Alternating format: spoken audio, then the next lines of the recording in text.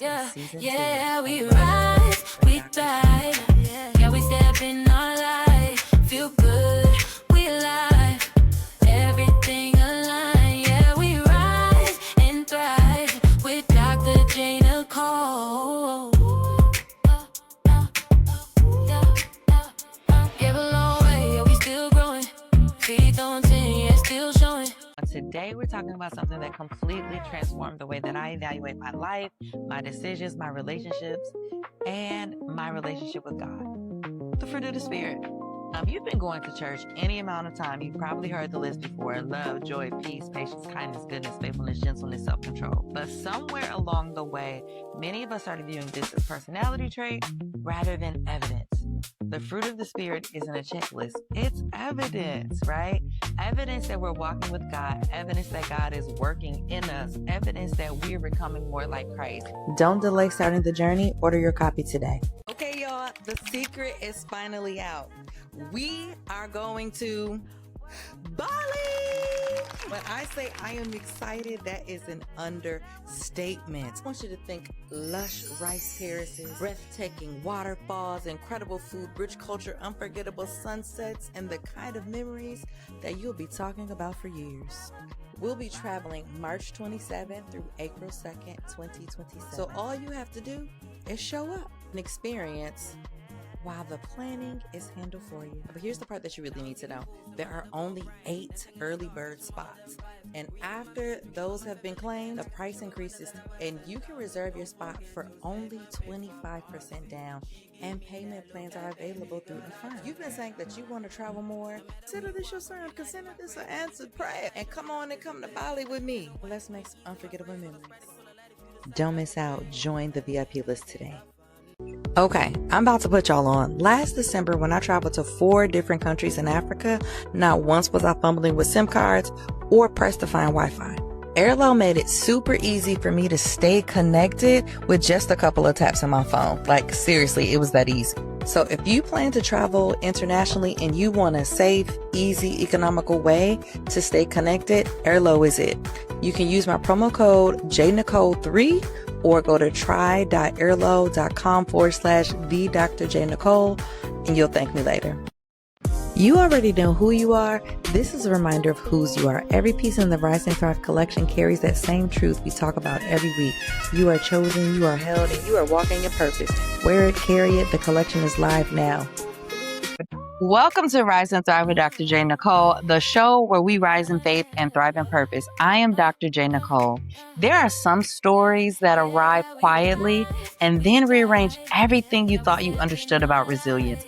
And today's guest carries one of those stories.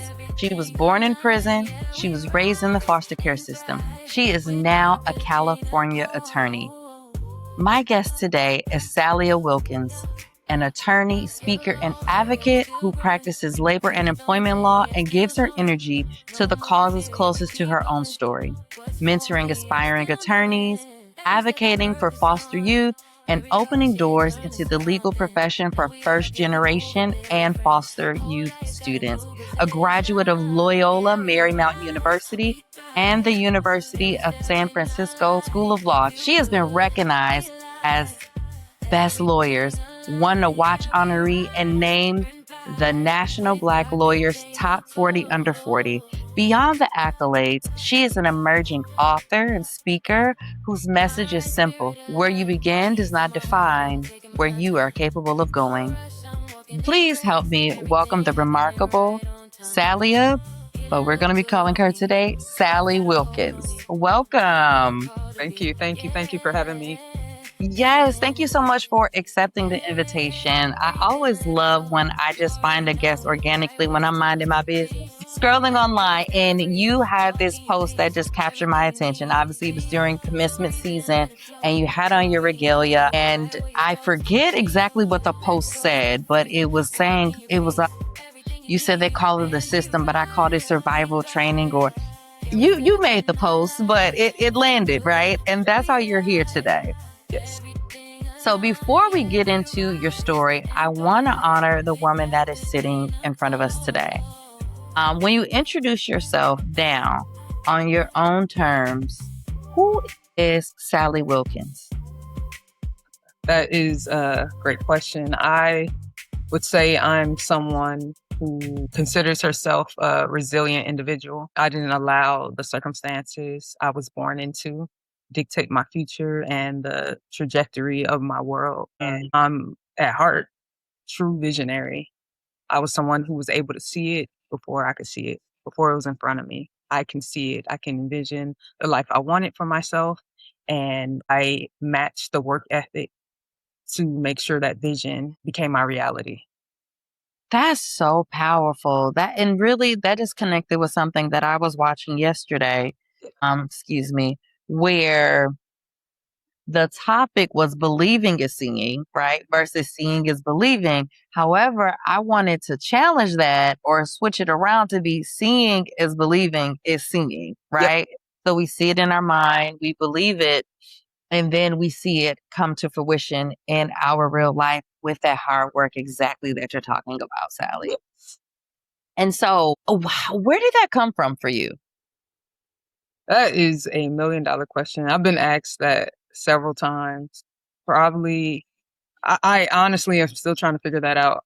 Honestly, I'm a spiritual person. Mhm. In with God, and I feel like during a lot of those seasons of my younger life and my upbringing, I was definitely covered, with His Yes. provision and protection. And I knew deep down inside, I feel like this is something He instilled in me, like Mhm. I'll say the motivation and the desire to go beyond my circumstances, the environment I grew up in, what I saw around me, and be different, go against the grain and Yeah. go after it. And I know it takes a lot, and I sit and reflect. My story is, an anomaly, statistically Mhm. speaking, where I came from, where I started off from, the likelihood of me being where I'm at today, practicing and having stability and, not still impacted by the system or incarcerated or homeless. That right there, set the stage. You think I become all of that. But for me personally, um, I was just very committed and driven to my journey. I just had an innate desire, and Mhm. the Mhm. credit I could just give it back to is God. It Yeah. was so much stuff around me, so many things I witnessed as a kid and, other family members, kids from my community whose past took a whole different turn Yeah. and their lives look so much different than mine, and I have the utmost gratitude that I had that willpower just to keep going, just to stay focused and to really see it before, I was able to attain it. Yeah. There's so many things that I heard in there. Yeah. One, I'm hearing that you're chosen, right? And in being chosen, it made me think of like Joseph's story in the Bible, all the things that he went through. Yeah. There's no reason why he should have been risen up to that position that he was in, right? And he went to the prison, to the palace. Yeah. You were born in prison, Yeah. right? And that's a sentence that most people can't even like hold in their imagine, like being born in prison. Yeah. What have you understood about that beginning, and what from that do you carry with you today? I think now, today, where I'm at, reflecting back on those facts, born in a women's prison, they hold so much weight, right? But as Mhm. growing up, a lot of the things that I thought, you know, were just a part of my life, I normalized. Like, okay, my mom, who was, who suffered from severe mental illness, she's paranoid, schizophrenic, and she was addicted to drugs. And that caused her to be in and out of institutions and the system and stuff. And for me, it was just like, oh, okay, I was, you know, born in a women's prison. My mom, got locked up again. But then it's kind of like, moving forward and having some reflection and grounding, like, wow, that is a big deal, when she gave birth to me, I was immediately taken out of her custody and cared, and I was placed into the custody of the state. I became a ward of the court immediately, and then I was with Mhm. my family. And just trying to reconcile that today, it's just like, wow, that is something because according to any statistics that are out there, someone being born in prison to the type of mother I had, oh, it's guaranteed that, I wouldn't have become an attorney or be where I'm at today. I would have most likely along the way from, the time I was born, 18, been wrapped up in a lot of the chaos and got involved with a lot of the wrong things and stuff like that. So it is something. It's definitely something to reflect and, deep think deeply upon. Yeah. And one would even think that you would end up where you started, literally, right? Absolutely. Absolutely. Quick pause. I've been loving Canvas Beauty, a Black woman owned brand all about confidence and self care. Shop canvasbeautybrand.com/Genie3 and use code Genie3 to save. Now back to Rise and Thrive. All right, beautiful people. If this episode has already blessed you in any sort of way, we ask that you like, subscribe, follow, share, and leave comments. Feedback helps this message reach the people who need it most. And if you're listening and thinking, I'm ready to go deeper in my healing journey, we invite you to join our school community where we continue these conversations between episodes. And it's an opportunity to connect with like-minded individuals committed to growth, healing, and purpose. Also, do not forget, you can shop the merch and also explore all things Evolve at evolvewithdrjnicole.com. If you love today's look and you're wondering about this hair, you can use my promo code with the link in the description to get 15% off with Eunice hair. That's UNICE. Thank you for rising with us. Now back to your regularly scheduled programming. So you said you were placed in the care of family. Yeah. How did you what was the journey from family placement to foster care placement? So for me, my story is a bit unique from going from my mom's care when she first had me. I wasn't with her that long, didn't get the bond, didn't get the normalcy of, a mother and a child, being brought into the world. So when I was placed into the foster care in there and I was placed with family, so that's called like a kinship gap. Still your word of the court. You have social workers who are checking in. The state is, paying for your necessities and stuff like that. But you're just placed in the care of people which is, and mine's is a bit unique. When I was placed in to my grandparents' care, they were already elderly. My grandmother wasn't walking. She was disabled. She was legally blind. So I became kind of a caretaker for her as a child, as a toddler. I skipped preschool. I was home helping out grandma, changing her bedpan, bathing her, giving her her At what age? 4 years old. I was taking an insulin syringe needle and drawing back the insulin and measuring the units and administering her insulin at 4 years old. So that was something. We gotta slow down. Yeah. Because my brain is very visual and I'm thinking like a 4-year-old, as small as you are, like to be able to do this, to do it precisely, to be afraid. Wow. Yeah. Okay. And you have memories of this. I think that's the other more, like, I don't know which is more impressive, that you did it or that you did it and you remembered it. Yeah. 4 years old was a particular special year for me. It was a lot of bad stuff that happened and things that, my memory always, makes me remember and stuff. So that's probably one of the earliest seasons of my life that I absolutely remember vividly. I remember watching Barney and PBS, Sesame Street, and those, and still, in between those breaks, helping my grandma, tending to her and stuff. And I'm a middle child. I have an older sister too. So during that time, she was already in grade school. She was like in I want to say the second grade probably. So she was already going to school, but I was still around the house and, helping grandma. So your older sister was also in the custody of your grandparents? Yes. So both of us. Okay. So while she was at school, you were getting lived experience as a CNA. Yeah. Almost. Yeah. Okay. Wow. But Yeah. when you think about it though, like children at a certain age, they can do a lot of things. Like Yeah. you teach a child, they can learn a lot of things early. Yes. Very much so. So then so that was happening because I asked you to slow down because I was still stuck on that part. Right. Yeah. And we go from basically being a caretaker to grandma at 4, administering insulin. Yep. Then what happens? And you mentioned too that some other things happened at 4. Yeah.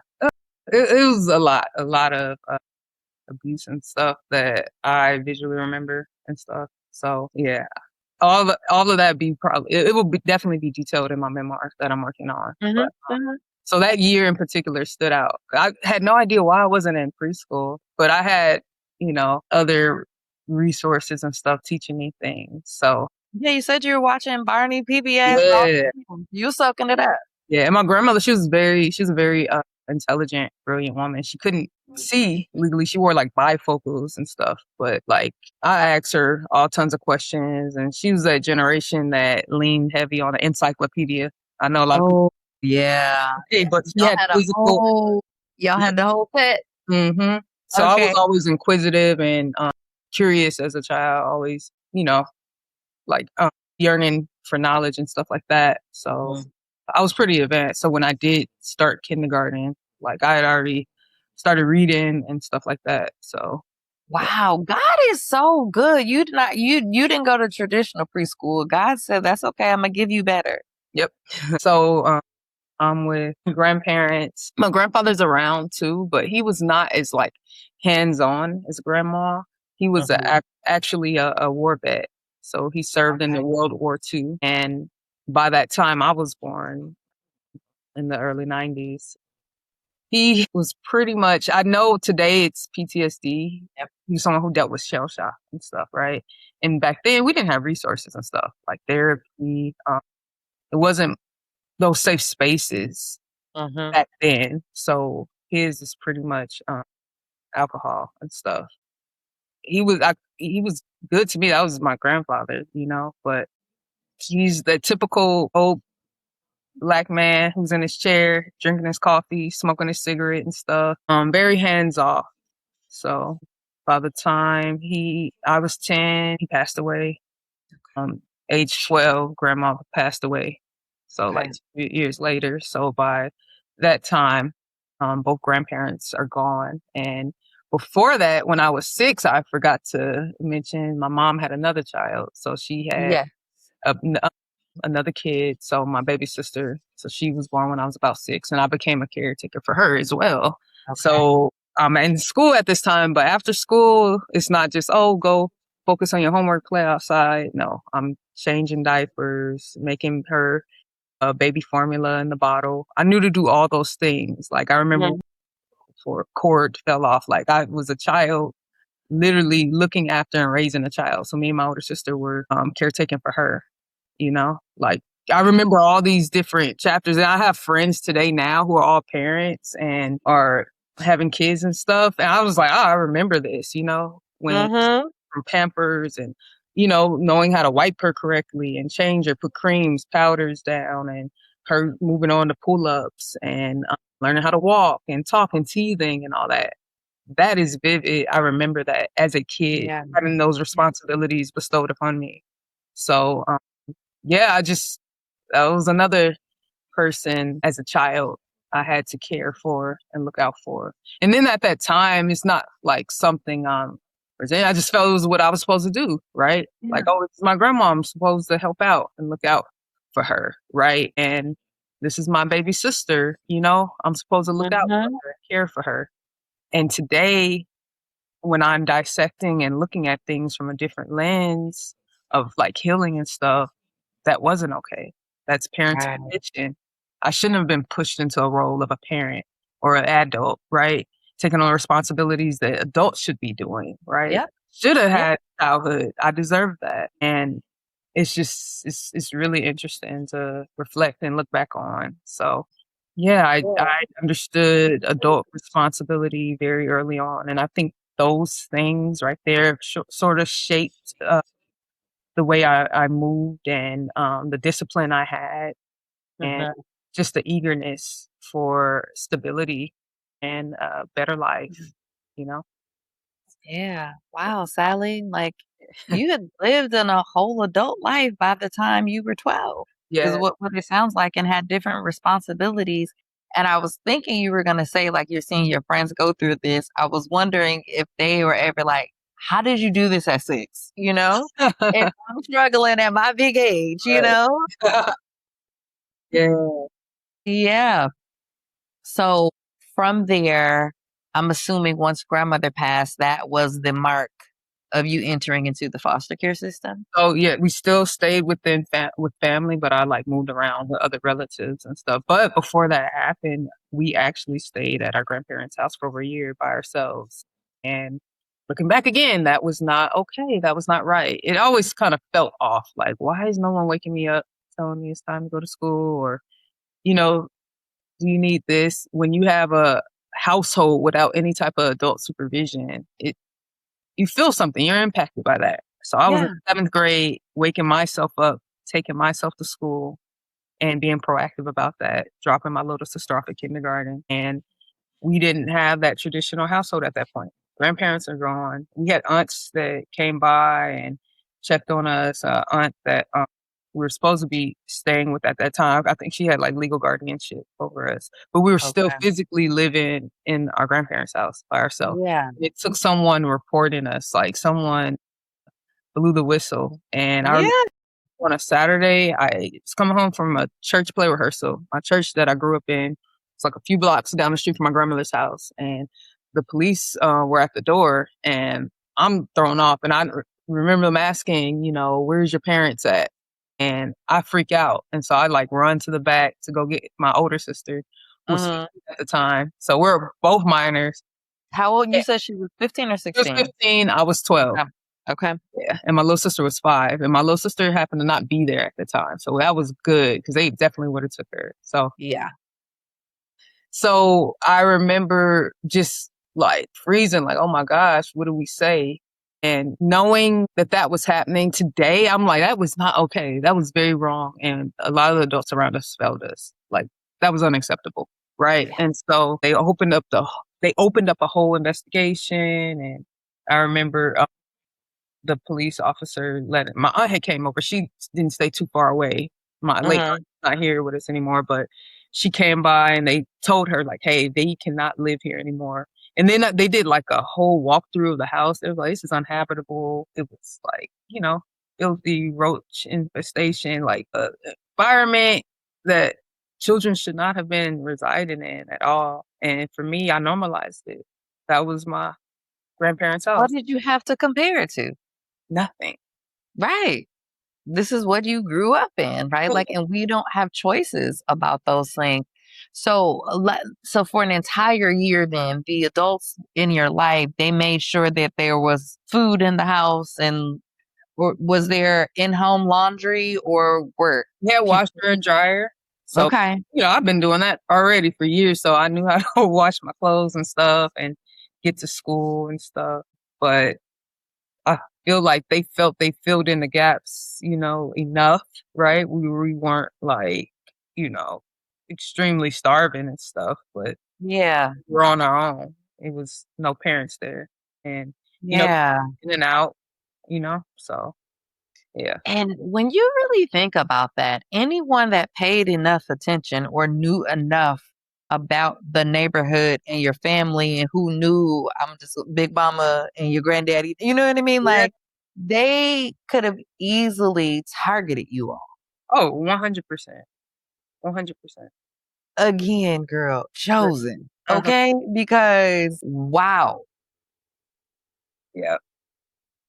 Okay. So I keep trying to jump. I'm going to just let you take me through the storyline because there are layers that are in here. Yeah. So, that was tough. So when they did, and deep down, I was kind of grateful. So I was able to go stay with my aunt, my late aunt. Her and I had a close relationship, and just thinking back now, like I knew that it felt good to have that like parental figure to come home to after school, right? And you need that.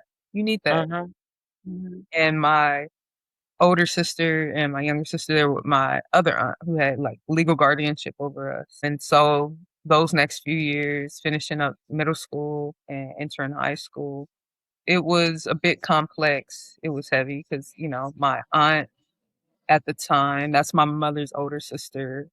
She already had a child. She had one child, went off to the Navy, did her thing. And I know at that time she probably felt like, like I'm done raising kids, like why should I be responsible for my Yeah. younger sisters, you know, decisions and stuff, right? She keeps having kids she can't take care of, she's in and out of prison and, she's battling drug addiction and stuff like that, Mhm. afflicted with mental illness and stuff. So I could feel the weight of that resentment Yeah. and it felt like a rejection because I'm still a child and I didn't ask for this.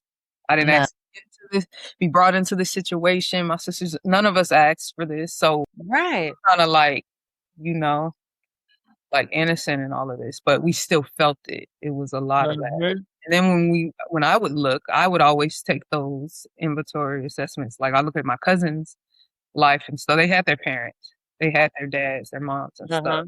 Mhm. Mhm. So I always felt like an outlier. I always felt different and stuff. Even when I would go to school and stuff, like my friends, they had their parents, their immediate parents and stuff like that. They had that type of support. And so I know people would look from the outside looking in like, oh, they're with their aunt, they're with their mom, sister, they're with family. That's so good. That's so great. But no, Big word. yeah, it's complexities and layers in that.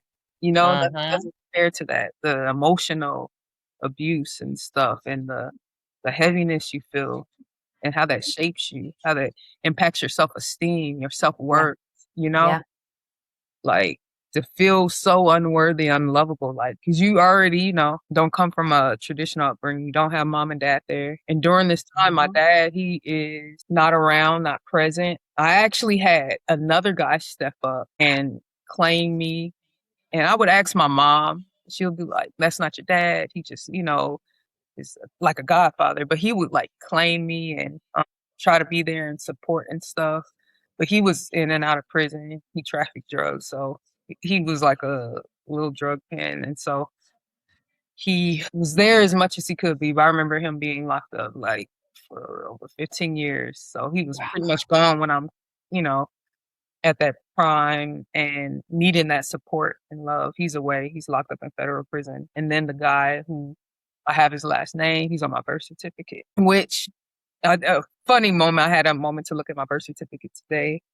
Okay. Not today, but like in present time and see where I'm born at, the birth certificate has the address of not a hospital, but the actual women's prison my mom was in, Sybil Brand. So that is so interesting. And That is it's still like, an operating it's institution. closed. It got Okay. closed down, but it still has that address. It's probably just buildings right now, but it's not operating today. But that address is still there Have today. you ever thought Nope. about going? I have thought about going, but yes, I have. That I have not gone yet. I have not gone yet, but I am. I definitely want to take a visit for sure. And it's based on the movie Silver Brand. A lot of people don't know that. Silver Brand with Lisa Ray and Monica Calhoun. It was a couple of them in there. MC Light. Really? Yeah. It's based on that movie, Silver Brand. Sybil Yeah. Brand. Yeah. That's the name of the women's prison. My mom had, Okay. but they put a movie out there Yeah. called Silver Brand. It came out in like the early 2000s, but it's based on that. Yeah. Interesting. So I But probably seen it, but just not watched it, but like heard of it and was just like, oh, okay. yeah. Just, Yeah. yeah. A lot of women were getting, abused and all that in that prison and stuff. So Uh-huh. yeah. Yeah. So yeah, my dad who's on the birth certificate, he never claimed me. He was never there, never around. And I remember getting in contact with him when I was about 23. I got diagnosed with lupus and I wanted to know more, like, where did this come from? Because I've never seen it on my mom's side of the family. And so Mm-hmm. I was able to get in contact with him and visit him. He was at a veterans hospital and suffering from leukemia. And so I reached out and I was able to go visit. And it was such a moment seeing Wilkins on the eraser board, seeing his last name. Like, oh, wow. And when I spoke with him, we talked, and I just finished college and stuff. And my question was, why didn't you ever claim me? He said, because your mom just put my name down and stuff. And like, he just never believed that. And I was probably conceived between some drug binge. Like, they were both on drugs and stuff like that and hanging out. And also a war vet too. He served in Vietnam. And it was tough to hear. And I remember the question he asked me, well, what do you want? I don't have any inheritance for you. And so to hear that made me feel like, I was just like, wow, I just really just wanted to know. One, lay eyes on him. So he would have walked past me on the street, I would not have known who he is, right? And so I was able just to see him and take that in. He just asked a little bit about my life, where I'm at, do I have kids or any of that? And I told him, I wanted to get a DNA test confirmed. He said, okay, that's fine. But I remember never going back up there and talking to him. And 2 months later, he died. So, but I don't know. I could say this, Father's Day just passed. It was last weekend. I really don't know what that feels like to have like a dad or to have like a paternal figure. I don't know. You know what I mean? When you don't know, it's something you really grieve. Well, I don't know what it feels like. It's not like it was something that was just there consistently and was taken away. And I'm sad that it's not there no more. Like when people lose their mom, right? You know what it was. It was something there and you're grieving it and it's been taken away. But for my dad, it just felt like it was nothing there. And I don't think about it or hope it, but ideally, I would love to have a dad or to have, that type of figure in my world and stuff. But it's just one of those things that I just didn't have. So Yeah. So did the results confirm that he was biologically? I didn't get them done. My mom tells me, like, I'm pretty sure he is. Probably so. Like, I look like him, but I do I was plan gonna ask you when like you saw him. those DNA things that will pretty much, trace, who you're related to and stuff like that. Yeah, but people on his bloodline have to have done it. True. That's the other part about it. But I could imagine how that could have felt. There's a lot in our stories that resonate, but in different ways. Yeah. So I'm like, dang, interesting. We're gonna have to talk some more. Yeah. But just, that confirmation. But like when you were in front of him, was there anything like, okay, yeah, this is him? Yeah, maybe the eyes, the smile, probably. I have probably one picture of him. He was darker skinned. My mom is like very fair skin, light skin, green eyes, brown hair. And so I could see it. I could see like, okay, I got it. Yeah. And even though you didn't have that earthly parental figure, and I know you know this, but I want to just offer it to you and say it again anyway, right? Like that wound, that emptiness, that void, God can and will fill it. Yeah. And this is coming from somebody who I'm an ultimate daddy's girl up here, right? And I never had the opportunity to be a daddy's girl with my biological father while he was here on this earth. We weren't able to like form a relationship, but like never had that. And when you have that gap, you can make some really not the best decisions, I think sometimes. And I just want to encourage you to ask him to fill that in for you and to give you everything that you never had. And maybe it's a good thing that you never had that attachment because you would have something to grieve. Yeah, for sure. Right. So not at all to downplay your experience. Sometimes those things are protection. Yeah. Not even sometimes. That type of thing, it is protection, right? So, but I get what it's like to see everyone have active access to their parents and you're like, okay, you know what I mean? And so of course you know what I mean. That's part of what we're talking about today. So that's yeah. Yeah. I can't wait for you to finish this memoir and for Yeah. it to become an actual film, like Yeah. whether it's on the big screen or if it's on a TV network. Yeah. Yes. Like this is a story that needs to be told, that will be told. So, okay. The transition to the foster care system. Are we ready for that yet? Yeah. So during my high school years, um, I'm with my other aunt who has the guardianship over us, and it's under like the foster care system. So my aunt that I had another aunt that I was staying with, she ended up passing away, and it was pretty tough. Like I said, like yeah, you see people with family and all that, but there's so many other complexities to that, and so a lot of time I felt a lot of the rejection, the resentment, and the heaviness, and so I had to like maneuver. I relied a lot on other safe spaces, like going to my church I grew up in and seeking out mentors there and having other women show up and be like surrogate maternal figures and stuff like that. And so that was very impactful and life changing for me.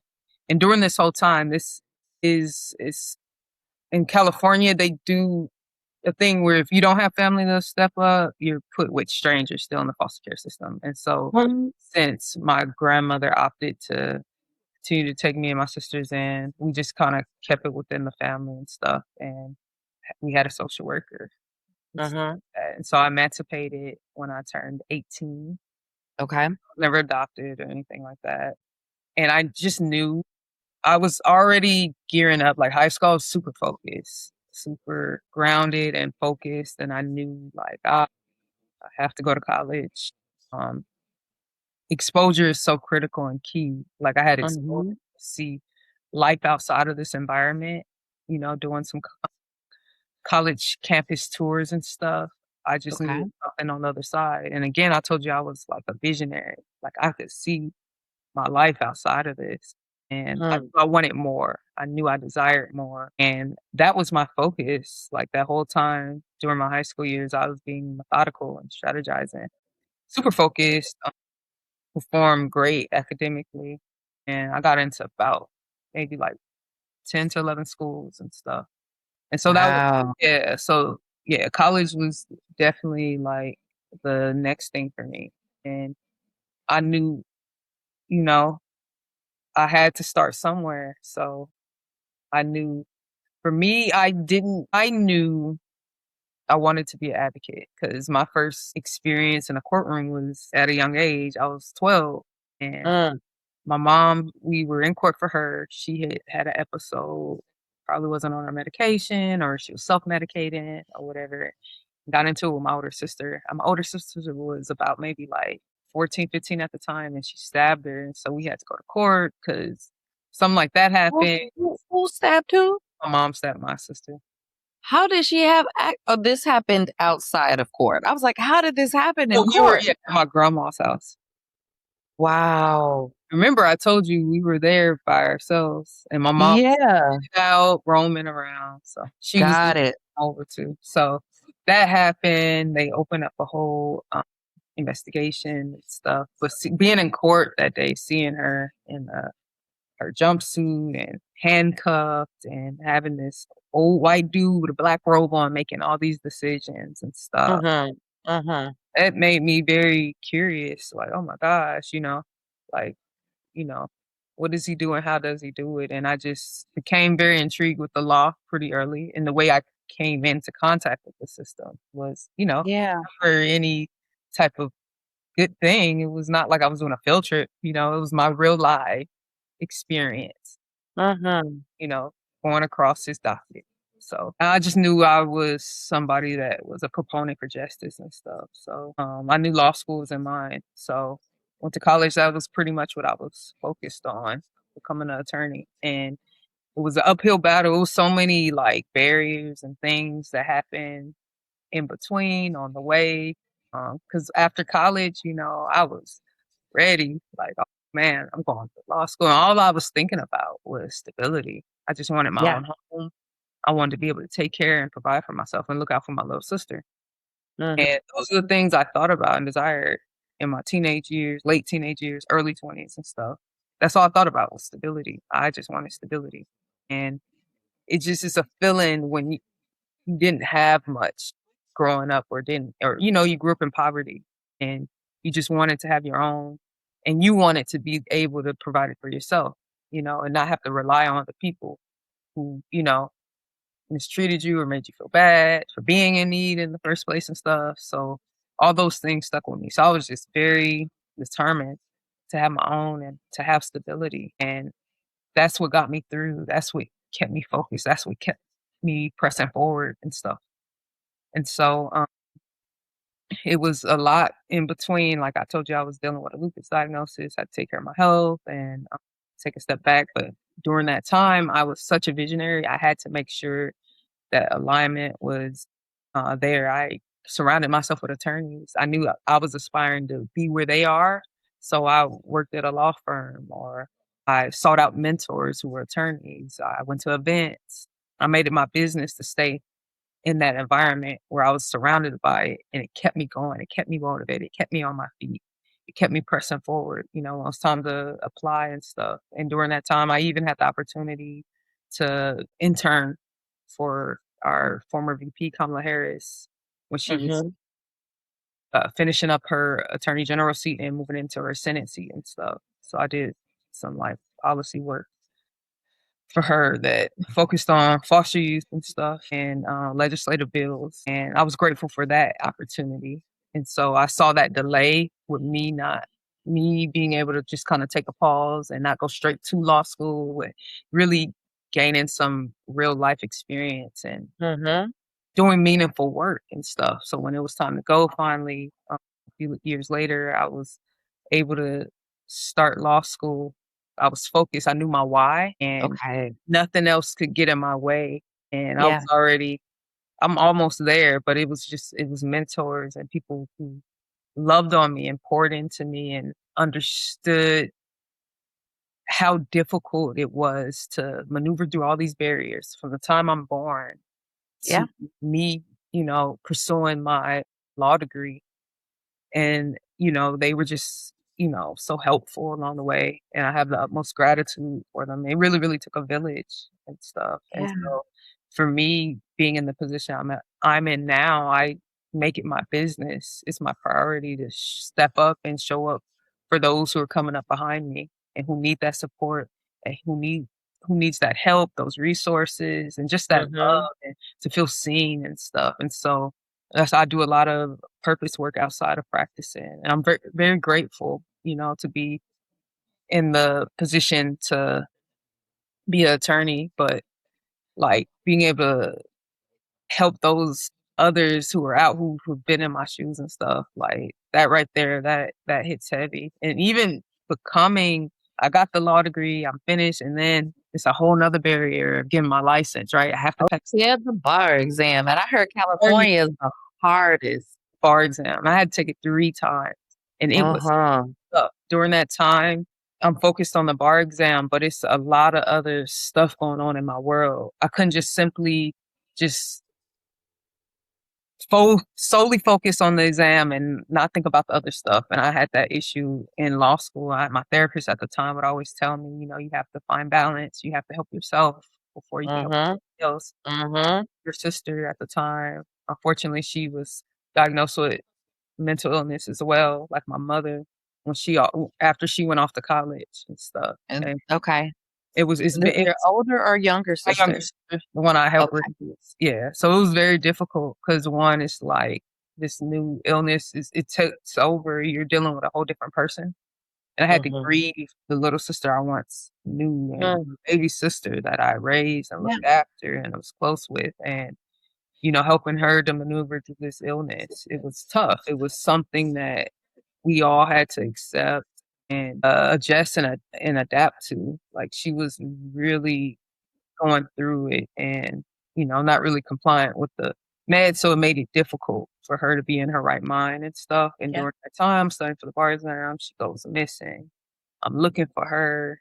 like searching the streets, hanging up missing flyers. It's around Thanksgiving too. And I remember getting my results. I just failed the bar exam for the first time.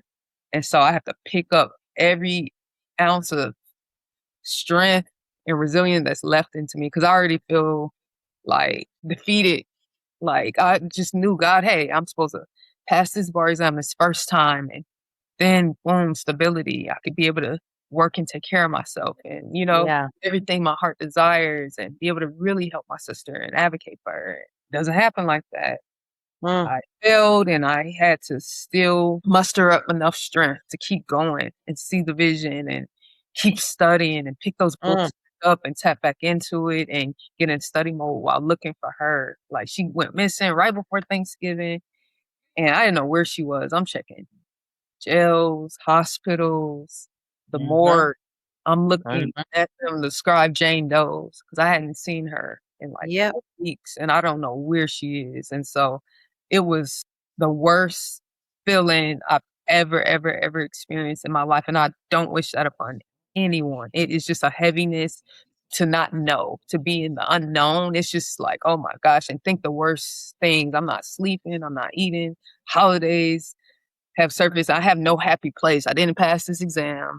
And so I am just trying to be, and all this is going on at the same time. And I remember the day after Thanksgiving, I get a call. I have posted flyers up all around the city for her. And it's crazy. I filed police reports, missing person reports. So I remember getting a call. She calls me, hey, Leah, did you make any mac and cheese for Thanksgiving? Can I get some? I'm just, because I asked God, I said a prayer the day before I called, like, I don't understand this. And, you're sovereign. You understand everything, right? I'm limited, but you're not. And so I just asked him, can you please dispatch your angels to this earth? Yes. Do something. I need something. I don't know what, but I need something. And then I was like, I was really becoming, I was not feeling good physically. I was like, oh my gosh, because I couldn't sleep and eat. That's all I thought about. And I felt bad because I couldn't save her and I felt guilty and all this. And when I got that call from her, I said, God, I'm not even upset. I don't care. When she asked for mac and cheese, I'm putting out flyers all over and searching for you in homeless encampments and places I didn't even know exist. Like, Yeah. I didn't know exist. And I'm saying the homeless people and the transients and the less fortunate saying, yo, go find your baby, find your sister. She don't need to be out here. And to hear that and see what I saw visually, like there are people living like this and okay. And they don't have family looking for them. Right. And I just was like, just grateful. My heart was just like, oh my gosh, so settled after that. But that was tough. And I still had an exam to conquer. So it wasn't easy after that. And so I had to learn that balance and learn how to still be able to make sure she's okay and good and alive and okay while I focus in on this difficult exam that I knew would open up doors, right? And do that and compartmentalize and do it all at the same time. It was a very difficult season. And yeah, I remember once I passed the third time, I was just able, once I had Esquire behind my name, like the courts, the systems I was fighting for, because I was trying to get a conservatorship over her. And they were fighting me, and it's so difficult to get that done. You're taking away someone's rights, but she just wasn't in the position to be, taking care of herself. She was gravely disabled at that point. And so I think once a judge saw that, I was like, wait, you're her sister. Of course, we'll make this happen. So it took a lot. It was a uphill battle to get her the help. But I'm just so grateful that it happened. But, going from being born in a women's prison to today, it was so much stuff in between. And I'm just a proponent and for just pouring back into that next generation and allowing them to see what resilience in the flesh looks like, and always sharing my story and being vulnerable. And, it might really help and touch and land with someone, right? And just, knowing like your circumstances, like I've been through hell, and I just had an innate determination just to keep going, Mm-hmm. going. Mm-hmm. So there's someone dependent on me and needs to hear this story. So yeah, Sally, do you understand who you are? I'm learning. I'm learning. When you are talking to God, ask Him to allow you to see yourself the way that He sees you Yeah, and the reason for which He created you. yeah, Because, Sally, the confirmation I feel in my spirit about you, ma'am, it's the reason why the enemy has been on your bloodline. Mm. There is a reason, and I don't know how far back mental illness goes in your family or Yeah, if it just starts with your mom, yeah, but it still hits your generation. yeah. And you are the one. You are the cycle breaker. Yes. That's why you were able to do those things at 4 years old, at 6 years old, at 12 years old, at 18 years old. Like it doesn't stop. Yeah. That thing that was put in you. So like this is very much like I mentioned the story of Joseph. Like he had a dream in the beginning. Yeah. He told his family, some of them didn't like it. They sold him off. You know what I mean? And all of these crazy things happen. But like God gave him a vision. Like for you, it was for you becoming an attorney, but you're an attorney now. Yes. You are Sallia Wilkins Esquire, Yeah. and it don't stop. Yeah. Which means there's still more. Yes. And obviously, this Esquire, this law degree is a big part of that. Yes. And I want to commend you for never giving up. Thank you. Thank you. You took that bar exam 3 times. And then that first time, hell literally ramped up. Yeah. And you had to go, like you said, through these places that look like hell on earth. Yes. Like you said, places you can't even exist. You probably can't get the smells and the sights and everything out of your senses. Yeah. And even how you felt being in those spaces to see human life occupying those spaces. Yeah. You are such a threat in the best way. And I want to remind you, just stay sober, stay vigilant, because our adversary, the devil, walketh about like a roaring lion, seeking whom he may devour. Yeah. Remember that, because as you ascend, you're going to encounter more lions. Yeah. But guess what? David slayed lions, bears, and literally a giant. Yeah. You remember that, like everything you have is on the inside of you. You can overcome all those things. Those things are nothing. Yeah. You are a giant slayer. Yeah. You are a lion slayer. You are a bear slayer. And there's nothing, like you said, God, you are sovereign. Yeah. Go to him first. Stop trying to do it on your own. But I know that goes against the programming, right? That was in you, that where biology, like nature kicked in, which was really probably like the Holy Spirit guiding you to do these things, because there's nothing else to really explain this, right? Exactly. God goes before you. And I want you to say it. God, Father, go before me. Every time, go before me, go before me, go before me. You have the language now. Yeah. You have the relationship with him now. Yes. All you got to do is ask, tap in. You tapped. The next day you got the phone call, baby. You got Jesus on the line. You know, like for real. Like, because some people, they not experience that. When you call on God and he sends that answer, you got it. You got that oil, sis. Yeah. Yeah. Yeah. Woo. Listen, the questions that I had, I'm like, I'm just scrolling through them because this is oh my goodness. Wow. So I do want to talk to you about, because I asked you that question, like, do you have any idea of who you are? You had a sense, right? Like you had a position. Yeah. But that's not who you are, right? Yeah.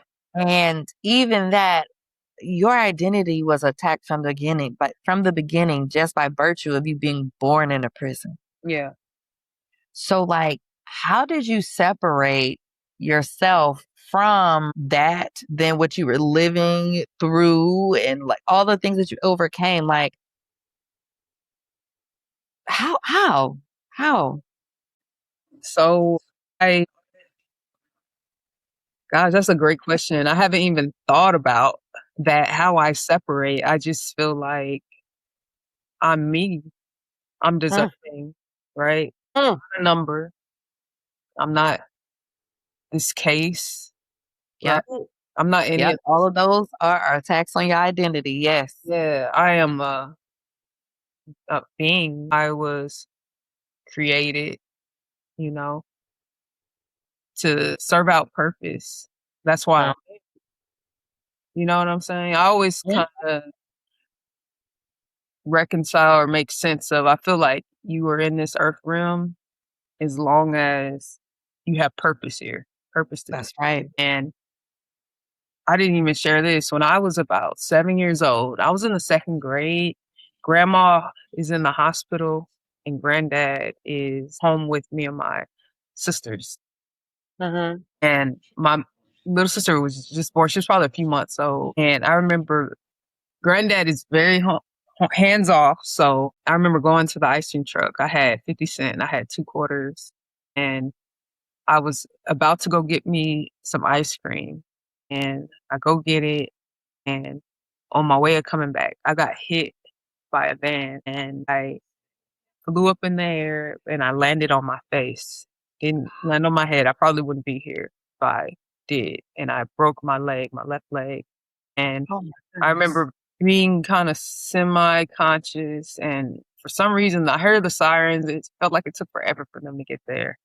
And I remember being taken to the children's hospital and being put on like morphine, and I was really like messed up, bruised up, unrecognizable. And I remember the doctor who worked on me giving me this stuffed animal, a little monkey, and I named her Kiki when I was there. I was 7, and she Yeah. has. If I were to show you it, she looks how I look. It was a bandage on her head, an IV in the arm, and a cast on the leg. That's what I look like. And I got a feeling about I don't like that he gave you no, a no, little black it girl. was such a But it was a like I get stuffed it, it was a but stuffed animal. I still feel the way though. I get it today. I get it. I get it. I get it. But it was my I Yeah. still have her today. I still have her. Yeah, and I get it. And I look at her like, dang, that's crazy. And I felt like that should have been it. I should have been gone, taken out. But I was in the hospital for like 2 months and I was able to come home. Heal up. I had a cast, I had a little walker, and I was homeschooled a little bit because of the school district. They had somebody come out, and that right there should have took me out. But I was like, oh gosh, I still have purpose here in this world, on this earth. And that's how I humanize myself and my Mm, story outside of my story and what I was yeah. born into. And that allowed me to envision so much more for who I am, who I'll become, what I'll do with the gifts I have, and how I will make an impact in this world. And that right there, I looked at myself through more so humanized lens, and I didn't see myself the way a system saw me. System Yeah. thought I should have stopped then, or I should have definitely been counted out then, right? But I kept going. I felt something more. I felt something guiding and, you know, keeping me focused, keeping me in the ring, keeping me on my journey and stuff. And so, yeah, I'm able to be here today and attest to all that, all the things that I've endured and seen and witnessed. So, Wow, Sally. This is not the last time we're about to talk. Yeah.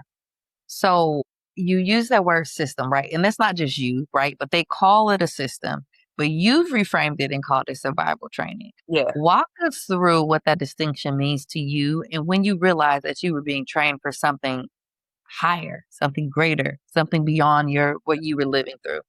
For sure. Like survival training, like I felt like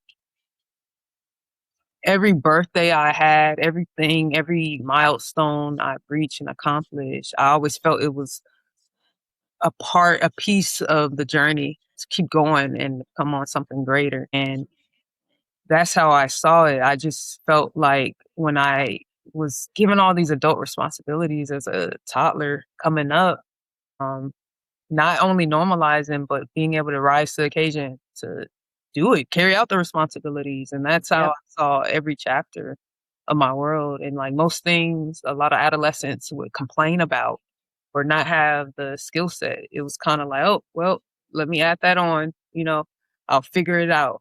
I'll be a problem solver and, Mm. Be able to maneuver, get it through, or this won't last always, or it's a trial that obviously came into my world to sharpen me or make me more resilient and stronger. Let me keep pushing. And so everything that was Mhm. thrown at me, I never became complacent in it, or I never let it become my identity, or I never became stagnant. Like, what do I do with that? Okay, cool. How is this useful? How is it shaping and forming me? And I always had that type of mentality and recognized that early on. So I was just surviving and thriving through. And I always knew it was something at the end. It was a goal I was trying to reach. So yeah, the system definitely impacted me, right? But at the Mhm. same time, it gave me the resilience that I have today. And I know a lot of youth coming up who have been impacted by the system or, been in foster care or juvenile hall. A lot of them can't really maneuver and find that light at the end or find their why or find some sort of hope or prosperity, right? I Yeah. have a cousin who had similar circumstances to me. Mom, in and out of the system, addicted to drugs and stuff like that. He was in foster care too, family with other family. And we're all in the same family. Like so I said, just because you're with family doesn't mean it's the solution or the answer. And his Mhm. life today looks so much different from mine, in and out of jail, gang affiliated, and so broken and hurt. And I Mhm. get it. I understand why he made a lot of decisions he made and why he is who he is today. And I don't fault him. Yeah. And, the system really impacted and shaped a lot of his trajectory and his journey and who he is and stuff. And, we just responded differently. I could have Mhm. been that too, but, I'm so grateful to just have the willingness to continue to work hard and to want something better and not just come to what's around me. And it's Yeah. so easy to do that. It's probably easier to do that than do what I do. It is and it's not, right? Like it's But easier to fall into it, but when it once you're in it, it's completely different, yeah, right? Like, because it costs to hope. It sure. costs to go the narrow path, but it costs even more. When you're And like there are few that can understand your path. Like, why would you just do what's easy? Like, or maybe trying to tell you nobody's expecting much of you. yeah, So you don't even got to do all of that. yeah, Like, and there will be, I'm sure you probably experienced some of those people that said maybe some of those very things to early you, on, but for like, sure. Yeah. You'd be just and like where are they now? yeah. Mhm. Where are they now? Around avoiding accountability, Mhm. singing my Mhm. praises, or distant. Well, That's or you all. said or distant? Or distant. You can't Yeah. come around because of Yeah. avoidance of accountability, but, Yeah. Or they're not supposed to be around. or they're not supposed to be around. Yep. They're not supposed to be around, or they know that they can't come around. But that also gives you some insight into who probably sent them to plant the seed Yeah. Very true. at that time anyway, right? Yeah. And there's, I want to make a suggestion. When you speak about that cousin of yours, you said who he is. That's also an identity thing. It's how he is. Same letters. We just got to switch them around. How he is. That's just how he is, because at any point he can make a change Mm. and turn away from sin Mhm. and let God breathe a new life into him and give him a new heart, give him a completely different everything. Yeah. It's never too late. Yeah. I agree. That's not who he is. Those are the things they want us to believe so that we can stay trapped. Yep. Exactly. And he doesn't have to. And at any point, God can turn it around. Like, He just has to want it. He got to believe it and just do what God will tell him to do, because God will do it. Listen, we serve a mighty God, and he will change some people, some things. I agree. Unrecognizable. Unrecognizable. I agree. Yes. Yeah. So was there, it sounds like you had any, but if you had to name one specific adult or mentor or even a moment that changed your trajectory, who or what deserves credit out loud? I am so grateful to have had like all the mentors I had, and I'll say like one in particular. I met her at my church growing up when I was a teenager. This was probably like one of the first attorneys I met in my world, and that's what made me definitely believe, and it confirmed for me it's so attainable. Yeah. I can do it as well. Would be Amber.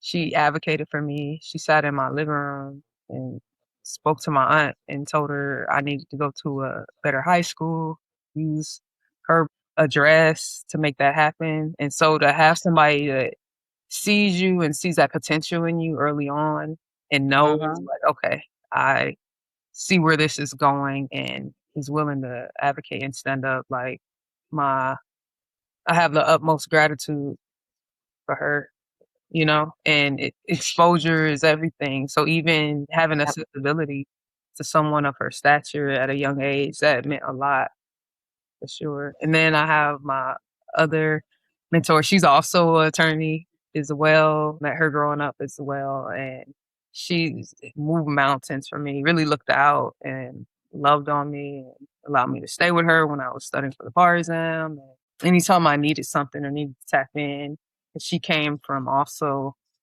just having some lived experience with not having her biological parents there anymore because they passed away before she turned 18, and knowing what that felt like, just the, need to have, community and to have people, right? And, Yeah. not having access to that in a traditional sense and stuff. So she's definitely looked out, and that's Celeste.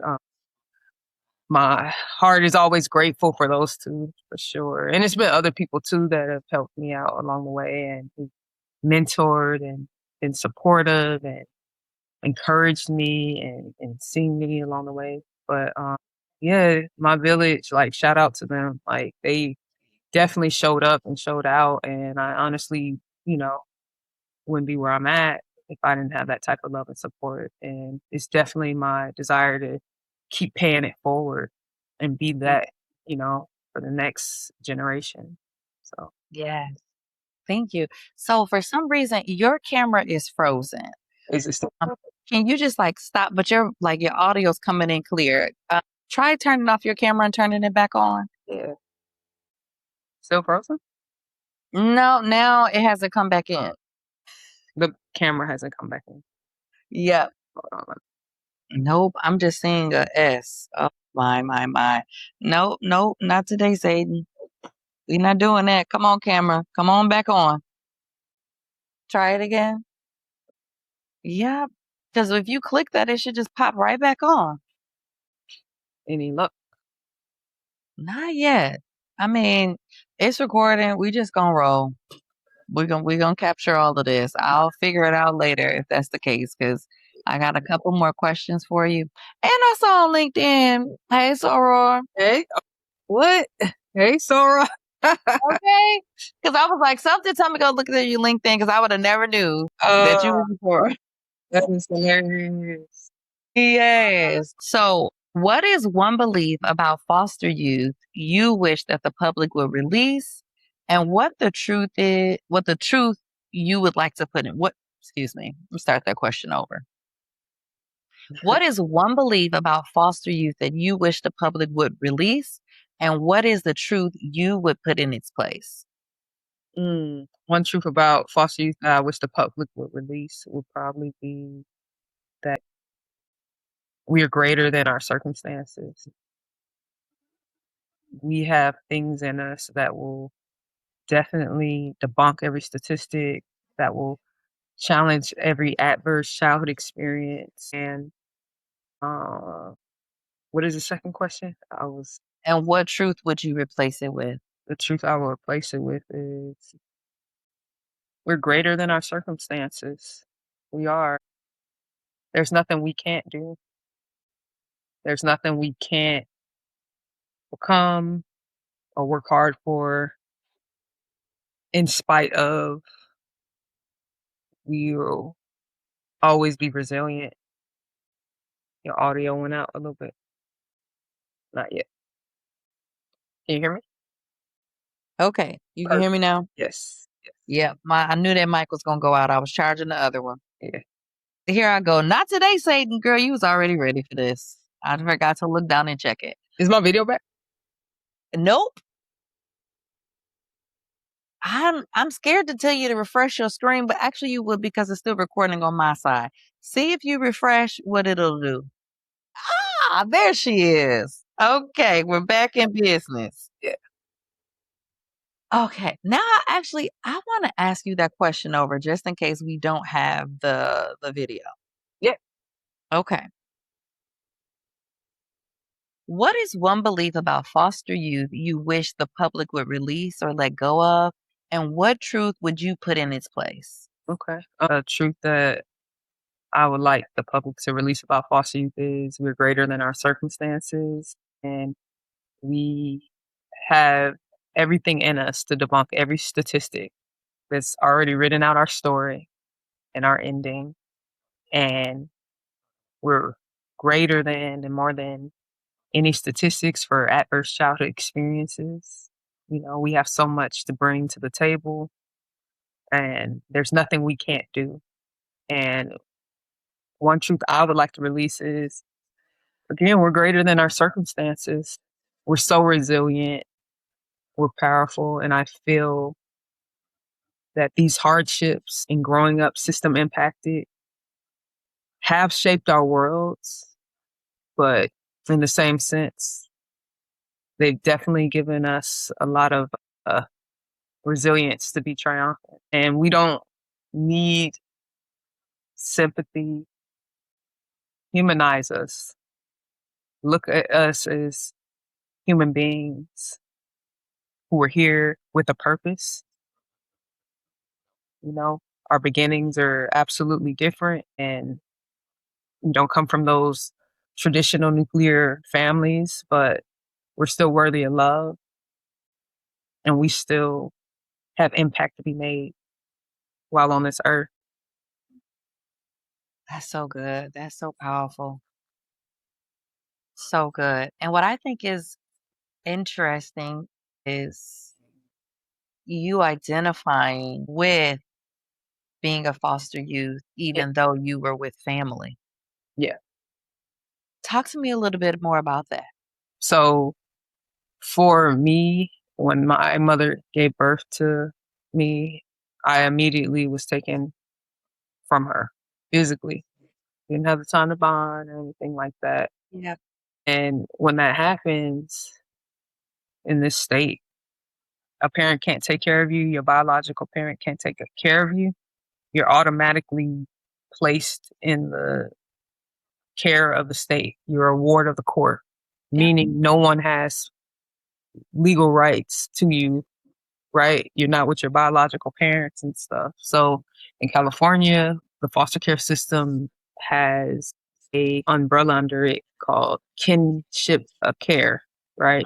So they are able to place you with family, with people you related to and know, but still be under the ward of the court until you are legally adopted, right? That means Or you're emancipated in your case. Or emancipated in my case. And that happened when I turned 18. So during that whole time frame, I was still a ward of the state, a ward of the court. I was never adopted. I was just in the care of family, but checks are still written from the state. I'm still taken care of by the state. And my parents had no type of legal custody of me.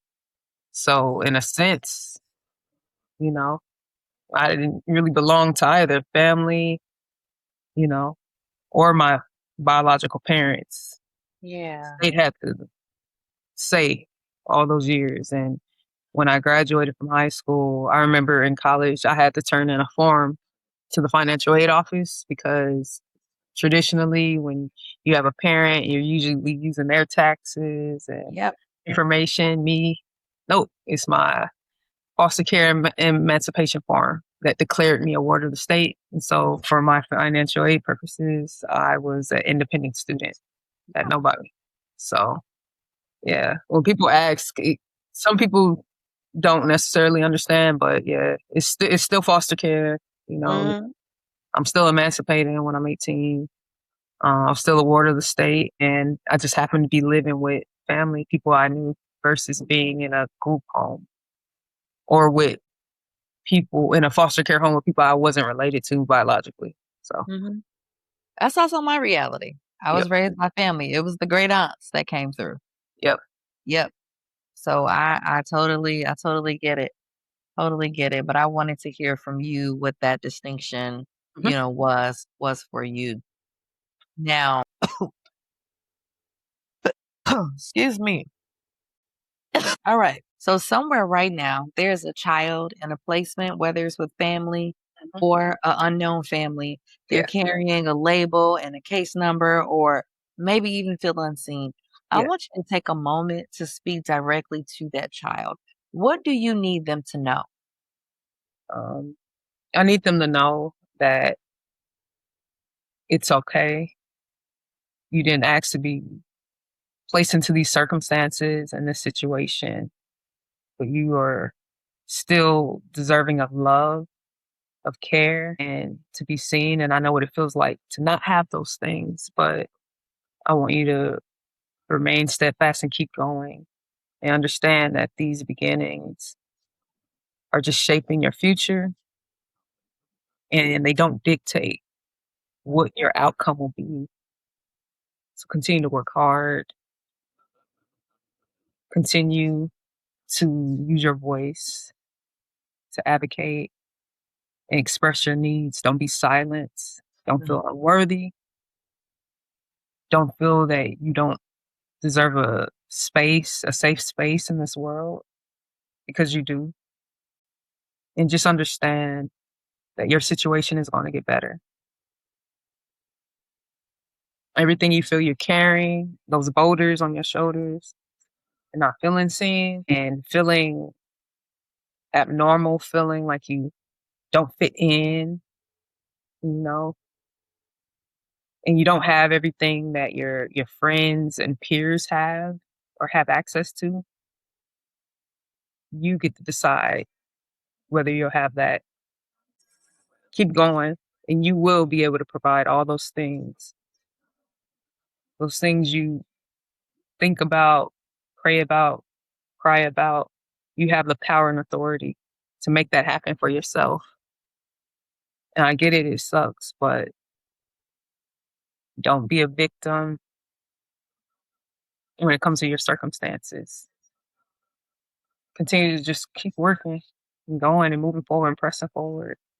And you will ultimately reap all the benefits of your resilience and your hard work. Be a visionary. I See was it waiting before on you see it. And I know it looks chaotic and crazy around you, but be a visionary and see it. What you desire, how you want to live, put that up on your wall. Write it down. Write those visions, Make it plain. and you'll have it. Keep manifesting. You'll have it. That's good. See, I was hoping that you said something about the vision and not letting go of that, right? Because that was given to you. Yes. Whoever's listening, whoever that message was for, that was given to you, that is your guiding light. Do not let go of that. Be careful about who you share that with, if anybody. Yeah. God will let you know who you can share it with, and he will send you people the same way he sent Sally people Yeah. who advocated for her, who made resources available, who saw who God created Sally to be and said, hey, we need better. We need more. Yeah. And follow through with that. There's somebody there for you. And you'll know who it is. Okay, Sally. So we close with a signature question. Yes. If you could leave the audience with one powerful truth to help them rise and thrive, what would it be? A powerful truth to help them rise and thrive. I'll say this. Our identities are never tied to the bad circumstances or the things that happen to us. We always have the ability to make a choice to do better and create better. And ultimately, it becomes our responsibility. We can't control the things that people do to us or subject us to, but it is our responsibility to heal and be better. And so we ultimately become in those positions to sow seeds and show up for others and support and step in and be intercessors. So just remember that we can't control those things, the outside stuff, but we can control how we respond and how we heal and when we heal. That inner world is so important. Yes. Because that's just between you and God. Mm-hmm. Yep. And no one can take what they don't know is there. Exactly. That's the other part. And that goes on both sides, right? Like no one can help you heal what they don't know is there. Exactly. So it's important to seek help when you need help and then protect your dreams, those things when you need to. Exactly. So, Sally, thank you so much for trusting us with the truth of where you began and the testimony of where you currently stand. And you are absolutely living proof that a hard start can easily become a holy assignment. And I just can't wait to see, because I felt all type of stuff over here. Confirmation the Holy Spirit was going off, and I was like, okay, I don't know what's coming, but it's gonna be good, right? And so to everyone listening, your beginning is information, is not a verdict. And the same God who carried Sally and me is carrying you and your purpose. Okay? And you're not giving that up. And Sally, if they want to stay connected, where can they find you? Oh, yeah, absolutely. You can find me on LinkedIn, my first and last name, Sallia Wilkins. And you can find me on IG. That's going to be Sally_Mel Street. And you can also find me on TikTok. I think it is Big Sal. But yeah. That sounds so Italian. Big Sal, like you a mobster. Yeah, but I love to connect, stay connected, follow me. I'm always posting inspirational stuff. So yeah, thank you. I appreciate it. Yes. All right, family. So if Sally's story moved you into something, do not sit still here. There are 3 ways that you can keep rising with us. And we have the Fruit of the Spirit devotional. So if you are ready to heal, to get to the root of that, right? And you want to heal in faith and let love, joy, and peace and patience grow in real time, my Fruit of the Spirit devotional was written for exactly this season. It's a daily companion for anyone who's looking to build from the inside out. And you can find it through my website, evolvingdrjnicole.com, but it's also available on Amazon. And second, this is a reminder about the merch, our Rise and Thrive merchandise. It's a quiet word of encouragement every time you put it on. So you can shop the collection, also available at evolvingdrjnicole.com. And if your spirit is whispering that it is time to truly rest, restore, and rise, I'm taking a group of folks to Bali March 27th through April 2nd, 2027. This is going to be a wonderful renewal, and it's going to be an unforgettable experience. And spots are filling now. And make sure you claim your spot. I'll insert a link down in the bottom. And I invite you to, Sally. Okay. Come on and come to Bali with us, girl, because we going to Bali. Okay. All right, y'all. And as always, I'm Dr. J. Nicole. Keep rising in faith and keep thriving in purpose. And we will see you next episode. Yeah, we rise, we thrive. Yeah, we step in our light. Feel good, we alive. Everything aligned. Yeah, we rise and thrive with Dr. J. Nicole.